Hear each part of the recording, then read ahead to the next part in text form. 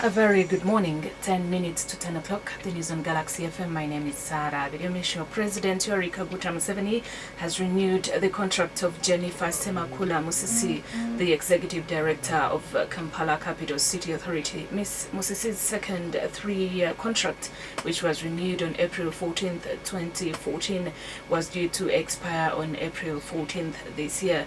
According to Kampala Minister Olive Betty Kamya, the third three-year contract runs from April 15th, 2017 to April 14th, 2020. On Monday, Ms. Musisi, while commissioning renovated classroom blocks at Kasubi Church of Uganda Primary School, said unlike politicians who worry whether they will return to office after elections, she is here to serve Uganda, whether at KCCA or any other public office, because she has served Uganda at KCCA, public offices and at home. Since her appointment as Executive Director, Ms. Musisi has not had a smooth ride at KCCA, being embroiled in clashes, especially with the Lord Mayor Elias Lukwago, whom they have differed with on several issues. Uganda's strongest opposition party, Forum for Democratic Change, FDC, says it is still open for dialogue with President Yoweri Museveni if he decides to. The party has been calling for talks with the president since the 2016 general elections, but the latter is yet to give in. Addressing a party weekly press conference at Najanankumbi, the Assistant Publicity Secretary, FDC, Paul Mwiru, on Monday stated that they are ready for dialogue and the president needs to give in, as this country is not about him but Ugandans. President is not ready to talk. It is the conditions in the country which actually are making him ready to talk. It's not that it's on his own volition. Just like FDC, we have always told you that we are open to dialogue, because it's no doubt that apparently everything in Uganda has collapsed. I think that one's an ugly position. As long as the issue of the 2016 general election hasn't been settled, we are duty bound to see a lot of movement within the country, a lot of uncertainties, and yet we need each other to build our country. Because when President Museveni as the president, and the country is not about him, it's about all of us, the 35 million Ugandans. Party Chairman Ambassador Waswabiligwa believes there are many political players the president could dialogue with, but FDC is the key player, leaving Museveni with no other choice. We ought to be serious about the talks so that this nation finds a better way to transit into a new dispensation, a new government, a new way of running this country. There's so many people that Museveni can have talks with. He has not chosen them. He's chosen to talk with Dr. Vestige and FDC. It's not my choice. I don't think there's much choice. We are the predominant party, and we have got a huge following, millions and millions. So if you don't talk to us, then who are you going to talk to? Uganda Wildlife Authority UWA is seeking 11.5 billion Uganda shillings for the purchase of a chopper and drones to ensure appropriate response in managing wildlife at the park.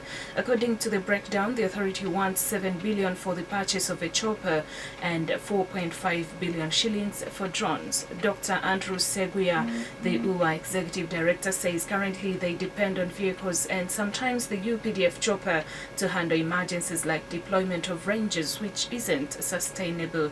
Dr. Seguya told the Tourism, Trade and Industry Committee of Parliament on Monday that the helicopter will help to respond to incursions in the parks quickly, as opposed to waiting for vehicles which take hours to arrive. He was presenting the authority budget for the 2017-18 financial year worth 66 billion Uganda shillings.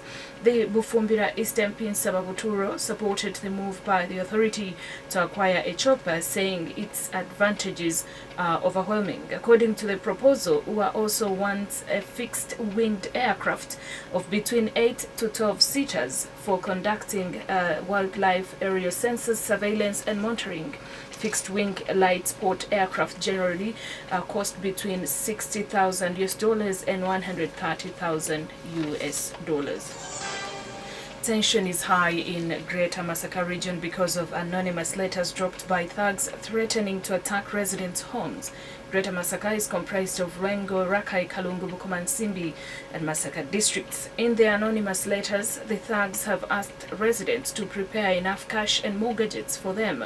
The thugs ask impoverished residents to leave at least 20,000 shillings at their doorsteps, while the wealthy residents should keep more money with them and hand it over to them when they strike anytime starting this week. Father John Baptist Chintu, the Chavakuza parish priest, says they are spending sleepless nights for fear of fresh attacks.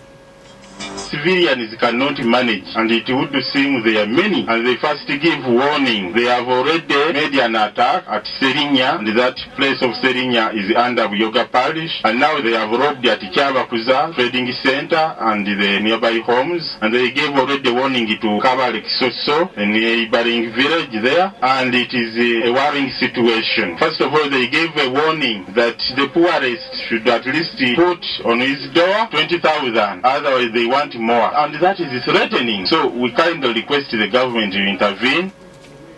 Due to the warning letters, most residents now return home as early as 7 p.m. for fear of being attacked by the thugs. Joseph Sekasamba, the Masaka RDC, says they have confiscated the anonymous letters as part of the investigation, and police are holding 6 key suspects in connection to the current wave of insecurity.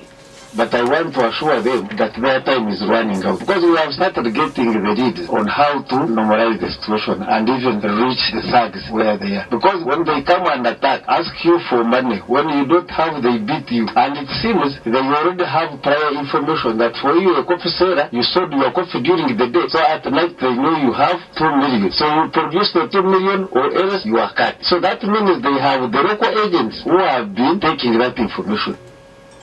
Elsewhere, the man suspected of killing 11 people by bombing at St. Petersburg train station is a native of Kyrgyzstan who obtained Russian citizenship, the Central Asian country's security service says. At least 45 people were injured in the explosion between 2 underground stations on Monday afternoon.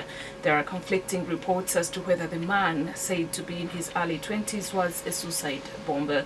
Authorities in St. Petersburg have declared 3 days of mourning.